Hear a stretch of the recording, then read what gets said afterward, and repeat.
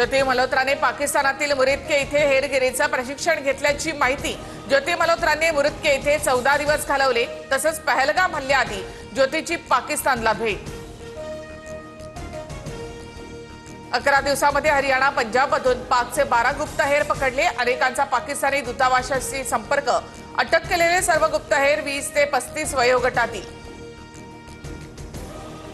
यूपीच्या रामपूरमधील शहजाद नावाच्या गुप्तहेराला अटक। एटीएसची मोठी कारवाई। शहजाद आयएसआयचा एजंट असल्याचा आरोप। दहशतवाद्यांना पैसे पुरवत असल्याचाही संशय। 8 आणि 9 मे रोजी सुवर्ण मंदिरावर हल्ल्याचा पाकिस्तानचा डाव उधळला। भारतीय लष्कराने पाकिस्तानचा हल्ल्याचा डाव हाणून पाडला। ऑपरेशन सिंदूरचा नवीन व्हिडिओ भारतीय लष्कराकडून प्रसारित। पाकिस्तानच्या ड्रोन आणि मिसाईल हल्ल्याला भारताचा चोख प्रत्युत्तर। पाकिस्तानचे ड्रोन भारतीय लष्कराकडून हवेतच उद्ध्वस्त। पाकने वापरलेल्या चीनी मिसाईल्स, तुर्की ड्रोनचे भारतीय लष्कराकडून तुकडे। ऑपरेशन सिंदूरमध्ये तुकडे पडलेल्या मिसाईल्स आणि ड्रोनचं लष्कराकडून प्रदर्शन। पाकिस्तानच्या ड्रोनचा भारताकडून हवेतच धूर। पाकने भारतावर 4 दिवस ड्रोन हल्ले केले। प्रत्येक लाटेत 300 ते 400 ड्रोन थव्यानं पाठवले जायचे। भारताचा दारुगोळा क्षेपणास्त्र संपवणं हाच उद्देश होता, सूत्रांची माहिती। ऑपरेशन सिंदूरबाबत पाकिस्तानला आधीच माहिती दिल्यामुळे किती भारतीय विमानं गमावली। परराष्ट्र मंत्री जयशंकर यांचं मौन निंदनीय। ही चूक नाही, गुन्हा होता, सत्य देशाला कळायला हवं। राहुल गांधींचा ट्विट करत पुन्हा निशाणा। ऑपरेशन सिंदूरच्या खासदार शिष्टमंडळावरून शरद पवारांनी राऊतांना फटकारलं। स्थानिक राजकारण आणू नये अशी आमची भूमिका। शरद पवारांची प्रतिक्रिया।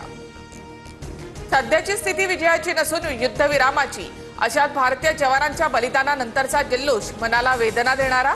मनसे नेते अमित ठाकरेंचं पंतप्रधान मोदींना पत्र। मध्य प्रदेशातील भाजप मंत्री विजय शहाला सुप्रीम कोर्टानं फटकारलं। कर्नल सोफिया कुरेशींवरील आक्षेपार्ह वक्तव्याची कोर्टाकडून गंभीर दखल।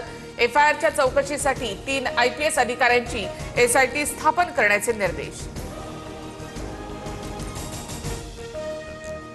उपमुख्यमंत्री अजित पवारांकडून परळीमध्ये विकास कामांचा आढावा। धनंजय मुंडेंसह पंकजा मुंडे उपस्थित।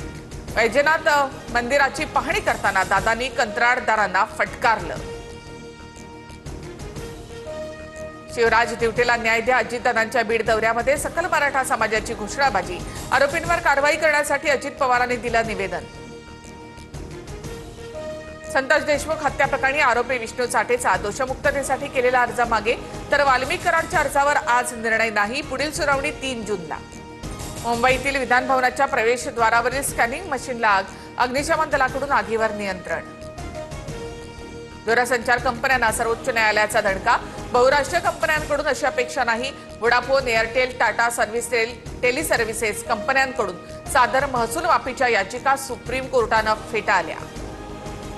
टीम इंडिया आशिया चषक स्पर्धेत सहभाग घेणार नाही। बीसीसीआयचा निर्णय जवळपास निश्चित।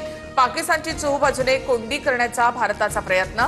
आशिया क्रिकेट परिषदेचे अध्यक्षपद सध्या पाकिस्तानकडे। अमेरिकेचे माजी राष्ट्राध्यक्ष बायडन यांना प्रोस्टेट कॅन्सर, हाडांमध्ये पसरला आजार। 2 दिवसांपूर्वी झालं निदान। बायडन लवकर आणि पूर्णपणे बरे होतील अशी आशा करतो, ट्रम्प यांचं ट्विट। राज्यामध्ये 31 मे पर्यंत मुसळधार पावसाचा अलर्ट। अमरावती, रत्नागिरी, बुलढाणा, गोंदिया, रत्नागिरीमध्ये वादळी वाऱ्यासह अवकाळी पावसाची हजेरी। वादळी वाऱ्यामुळे पिकांचं मोठ्या प्रमाणात नुकसान, तर अनेक ठिकाणी झाडं उन्मळून पडली। मंगळुरूमधील अवकाळी पावसाचं थैमान। सिल्क बोर्ड जंक्शन आणि हेब्बल जंक्शनसह अनेक भागातील रस्त्यांना नदीचं स्वरूप।